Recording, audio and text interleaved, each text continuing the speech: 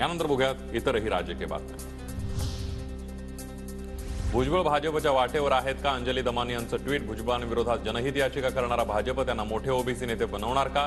दमानी यांनी उपस्थित केला सवाल। भाजपकडून मला कोणतीही ऑफर नाही, माझी पक्षात घुसमट नाही। दमानी यांना कुठून माहिती मिळाली माहित नाही, भुजबळांची प्रतिक्रिया। नाही, काय माहिती कुठून मिळाली आणि काय त्या म्हणाल्या, मला काय कल्पना नाही का म्हणाल्या त्या। पण ठीक आहे, आता त्या म्हणाल्या तर असे असलं काहीही प्रपोजल माझ्याकडे नाही। सुप्रिया सुळेंच्या जास्त संपर्कात असतील म्हणून अंजली दमानिया यांनी असं वक्तव्य केलं असावं। दमानिया यांनी भुजबळांबाबत केलेल्या वक्तव्यावर फडणवीसांचा टोला। पक्षाचे निर्णय आम्ही करतो, आमच्या पक्षाचे निर्णय अंजली दमानिया करत नाहीत। अलीकडच्या काळात मला असं वाटतं की अंजली दमानिया या सुप्रियाताईंच्या जास्त संपर्कात आहेत, त्यामुळे ते अशा प्रकारचे ट्विट करत असतील। भ्रष्टाचार हाच भाजपचा चेहरा। छगन भुजबळांसंदर्भातल्या वक्तव्यावर संजय राऊतांचा हल्लाबोल।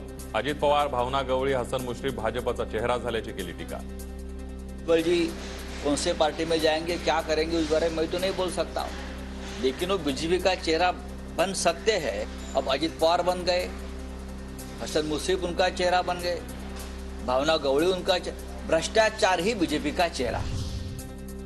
तुम्ही जे इन्स्टिट्यूटचे विद्यार्थी तिथला मी सिनियर प्रोफेसर होतो। छगन भुजबळांचा संजय गायकवाडना टोला, तर सबुरीनं बोलण्याचाही दिला सल्ला। त्यांनी जी वापरली ती काही बरोबर नाही। मला असं वाटतं ते म्हणजे आताही शिवसेनेचे आहे, म्हणजे पूर्वी शिवसेनेतच असणार। मला त्यांना सांगायचं आहे, अरे बाबांनो, ज्या इन्स्टिट्यूटमध्ये तुम्ही शिकलात त्या इन्स्टिट्यूटमध्ये मी सिनियर प्रोफेसर होतो। भुजबळांसंदर्भातलं संजय गायकवाडांचं वक्तव्य हे वैयक्तिक, ती पक्षाची भूमिका नाही। मंत्री उदय सामंतांची स्पष्टोक्ती। मराठा समाजाला आरक्षण देत असताना इम्पेरिकल डेटा गोळा करायचं काम सुरू असल्याची माहिती। मी भुजबळ साहेबांचा मगाशी उल्लेख करत असताना मंत्रिमंडळातील ज्येष्ठ सहकारी आमचे अनुभवी मंत्री म्हणून केलेलं आहे। आमदारांनी केलेलं वक्तव्य हे त्यांचं वैयक्तिक वक्तव्य असू शकतं, ही काय पक्षाची भूमिका नाही।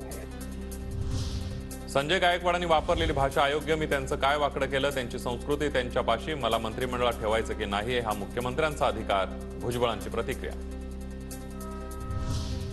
सरकारच्या प्रतिनिधींनी 75 वर्षांचा भुजबळांना एकटं पाडलं, जितेंद्र आव्हाडांचा आरोप। तर भुजबळांवर होणाऱ्या टीकेला मंत्र्यांनी का विरोध केला नाही, आव्हाडांचा सवाल।